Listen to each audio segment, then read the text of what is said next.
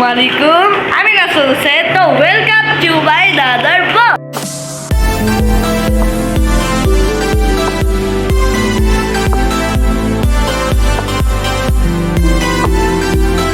তো গাইস, আজকের ভিডিওটা হচ্ছে মিলন মেলার ৪র্থতম বাসায়।